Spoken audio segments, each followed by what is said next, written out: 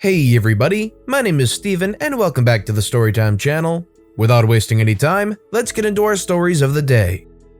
Tell me not to do my work? Okay, free day it is. So I used to work in support at a small software company a couple of years ago. Very small, there were less than 10 people there, me and the owners included. The job was pretty easy. I'd take some calls and answer the customers on Skype. One day, a customer messaged me. Not a big deal, just something like, "Oh, I was talking to your supervisor and he said you could help me to do this." This customer was very nice, and since there was nothing else for me to do, I just asked the supervisor for the files needed. The thing is, he was doing something else and was stressed out with this customer. They called us a lot. So he told me, "Do not do this today," and mumbled about them along the lines of, "They have nothing to do." I asked again, "Are you sure?" The thing is, he also didn't like me that much, and he angrily said, "Do not do this, not now." Fine. I spent the day on Facebook and Instagram and did some homework for my university. The next day, he was angry. "They are calling again, what have you done yesterday?" I almost answered, "What you told me to do, wait," but said nothing about this to not stress him out more and just asked for the files again. He sent them and I was able to do my work. I mean, if you're in an OP situation and the boss tells you don't do this today and it kind of just dismisses you, would you walk away and do nothing like OP did? Let me know in the comment section down below. When retail customers feel entitled to extra discounts for no reason, so you give it to them. I worked at a pretty popular department store for years, and I have to say that the customers this store breeds are the worst of the worst. This store is probably 90% of the reason that so many customers feel as entitled as they do. The cashier had hiccups. It was incredibly annoying. "Isn't there anything you could do for me?" Was an actual honest-to-God complaint one lady had for me when I was a supervisor. So anyway, I was covering a breakup at the registers. I was a supervisor at the time and I had also already given my 2 weeks notice. I was beyond fed up. It was like spring of my senior year all over again. I had no more freaks left. So I'm up at the registers and this lady who couldn't have been more than 40 comes up with a huge cart full. Anyone who has worked retail, you know this woman. She's got the hair, she's smacking her gum at me while she talks on the phone. The entire transaction is delayed because I need her to pay and she starts to ignore me because apparently I'm the rude one for interrupting her phone call. She proceeds to tell the person on the other end, "Give me a second," and finally turns to me and says, as if I'm an impatient child testing her last bit of patience, "Yes? Here's your total, ma'am. Do you have any coupons or rewards to use today?" She nodded, and here is when she drops a few clippings on the counter in front of me, ignoring my outstretched hand, and turns her attention back to her phone. As soon as I look at the coupons, I see that none of them are usable. She has one that is $10 off your next menswear purchase of $50 or more. She has all women's clothing. The next coupon expired 2 months ago. Another one doesn't start for another week, etc., etc. So I try to get her attention. She's just as lovely and accommodating as the last time. She rolls her eyes, tells the person on the phone that she will have to call them back, and gives me another sharp, "Yes?" "Sorry ma'am, this coupon has expired, this one hasn't started, and this one is only for when you purchase $50 worth of menswear. Do you have any other coupons or rewards?" She stares at me like I had just called her mother some unsavory name. Excuse me, what?" What could I do but shrug helplessly? "You have got to be kidding me. That is the entire reason I came out here today, to use those coupons. I really can't use them? Unbelievable. Some customer service here." All the while she's packing her useless coupons back into her purse and glaring scorch marks into my soul. Remember I said I was done? My patience before Shopzilla here was already at 0. She tipped the scales. I was officially in the negatives. I had negative freaks and negative patients left. So when she said, "You should be ashamed of yourself being so rude to a customer," something in me snapped. I smiled sweetly at her, mustered up a bright and cheery expression that I usually reserve as my waitress face, and said, "I'm so sorry you feel that way, ma'am, but on the bright side, since it's Tuesday, I can still apply your senior's discount.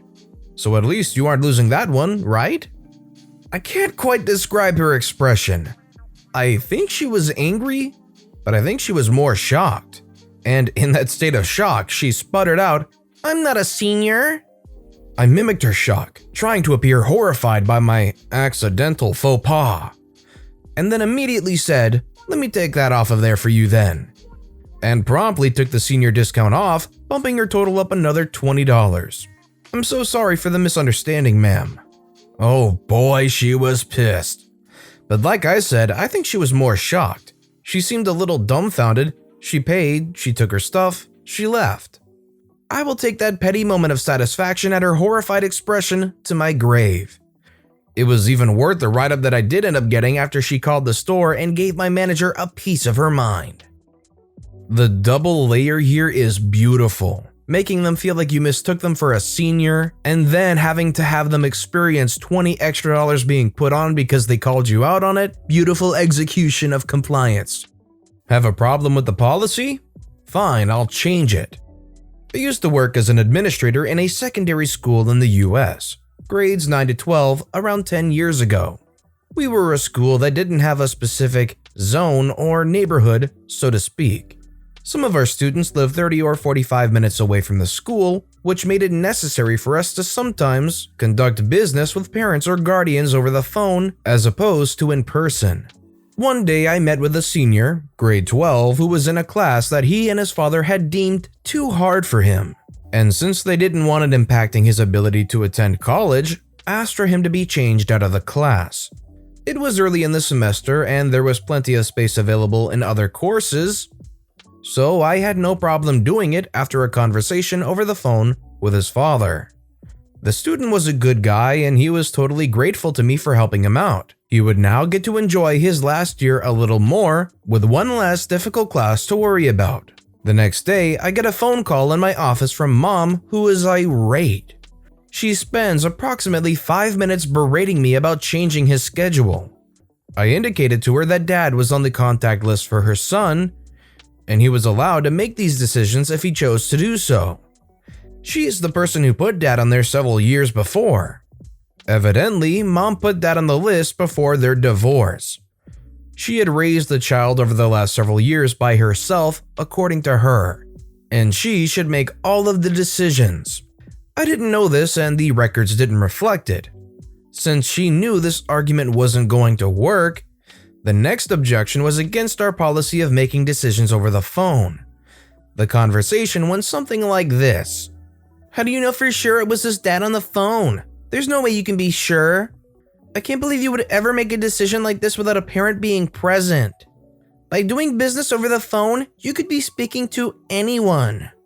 She continued on, and I tried to explain that it is necessary at times to use the phone, since parents work in another town and may have to travel an hour or more to get to the school.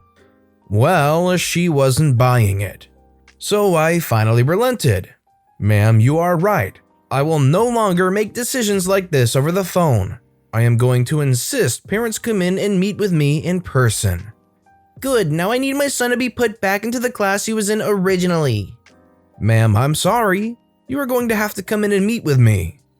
I'm no longer changing schedules over the phone. How do I know you are this student's mother?" "I can't do that. I live 45 minutes from the school and I work every day." It was at this point she dropped all of her objections. The hypocrisy. You can't do that over the phone, but do this over the phone for me. I would assume any legal guardian can make a decision for any child they have, especially if they've never had their permissions removed. Manager's poor choice of words made them change their minds. I'm working for a home improvement retailer. Take your pick, a few years ago. We bring product in the store all the time from this lockable roll-up steel door.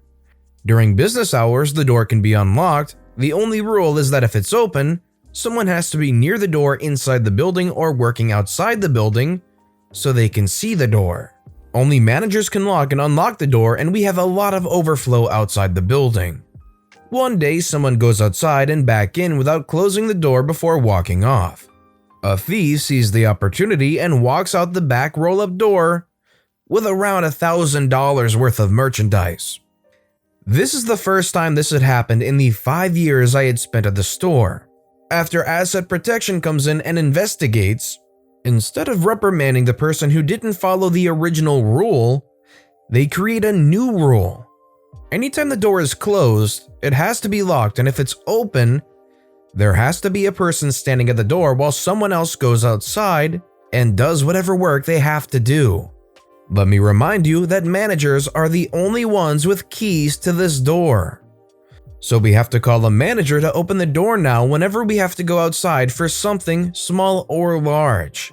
This gets in the way of us doing our jobs, and we begin putting off work outside until after the store closes to avoid calling our already swamped managers. After a few weeks of this, they start coming down to our department and asking why nothing is getting done, and we explain to them it's the door policy. They disagree and tell us we need to do more. This does not make my department supervisor happy, as he is the one taking most of the rap. He tells me and coworkers to begin calling them anytime there is anything we need to do outside to unlock the door, then call immediately after we finish for them to come back down and lock it again. We agree. After doing this a few days, one of the managers says to me and a coworker, "You guys have to stop calling us all the time. I can't keep coming down here to open the door." To which we replied, "It's what we were told to do by you." The new door policy lasted a few days more, then we went back to the old door policy. No one has stolen anything since then. I think sometimes reactionary changes can often be a bad change, just outright. The managers thought that this would be the most safe thing to do, and they just weren't able to grasp how annoying and inefficient it would possibly be. Sure, you can cheat off my test. Backstory. So back in my freshman year of high school, our biology class was due to take an exam to determine what we learned for the semester. Normal high school stuff, you know.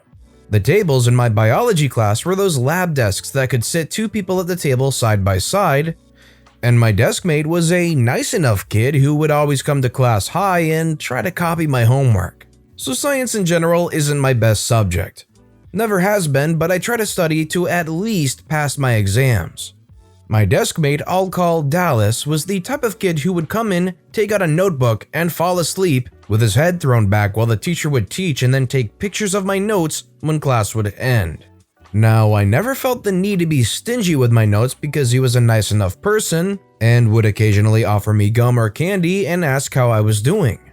Anywho, the day of the test comes around and everyone knows there are 2 different versions of the test since we have desk mates, but apparently Dallas didn't realize that, and halfway through the test I noticed that all his answers match mine exactly, meaning he was copying my test. So to make it easier for him to cheat, I moved my test answer sheet in between us to make it easier for him to see, and continued taking my test and waited till he finished copying to turn it in.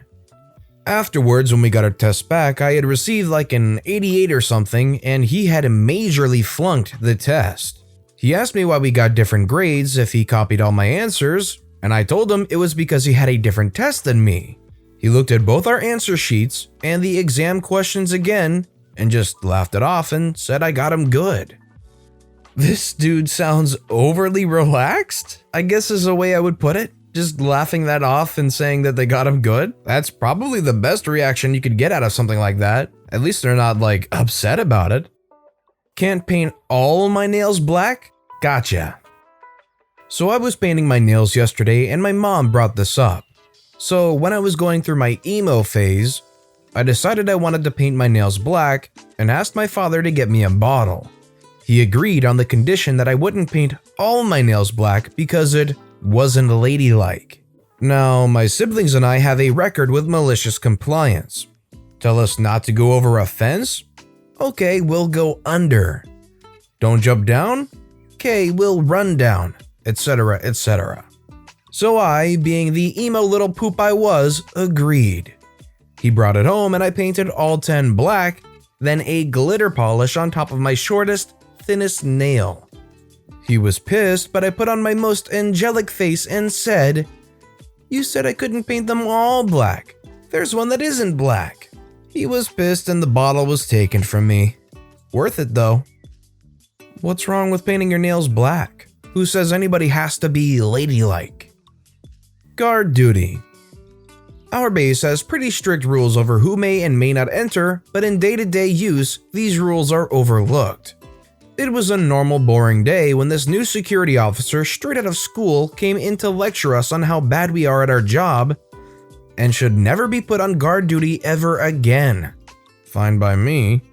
He starts to lecture us on the rules and that we need to follow them. Our sergeant tried talking to him, but this new lieutenant was not having any of it. So this is where our malicious compliance starts. We started checking all the IDs and performed random searches of people's cars. If someone complained, we kindly said, "Sorry, by Lieutenant Name's orders, we are forced to do this. Here is his phone number if you have complaints." We made sure that our random searches were on high-ranking officers. We even stopped the CO, the big boss, and caused a 6-hour waiting line by the gates. Not bad for an 8-hour workday, right? We never saw that lieutenant again, and sadly, I still get put on guard duty. Somebody comes walking in on their high horse all high and mighty thinking they know how it all runs and everybody else is not living up to their expectations and quickly gets put in their place. I think it's kind of a sweet thing to see. How my wife, the registered nurse, went to job number 1 for job number 2. Not my story, but my wife gave me the green light on sharing this beautiful piece of malicious compliance. Just to warn you, there's sadly no big gotcha moment or fallout. My wife is a registered nurse for Hospital 1 and works 90+ hours a week. At the beginning of this whole shutdown, she feared she would lose hours and applied at Medical Center 2 that sent staff to work at other hospitals in the state. A few weeks ago, my wife was able to take a few days off to catch up on college work and spend time with family. However, Medical Center 2 sent her an offer to work at Hospital 1 at a slightly higher rate and with paid travel too. My wife just sighed and gave me this look of defeat and said, "I guess I have to go into work anyway, because these people are idiots, but they're idiots that are going to pay me a lot more to do my normal job." My wife goes in for work on her planned day off and is met by looks of confusion from her coworkers when they were met by my wife instead of some outsider that they were planning on having to babysit for the 12-hour shift.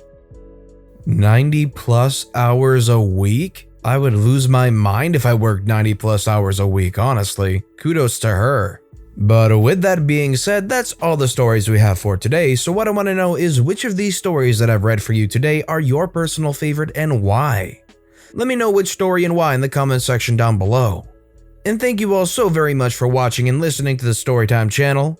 If you haven't yet, please consider subscribing, and don't forget to turn notifications on so you'll never miss an upcoming video.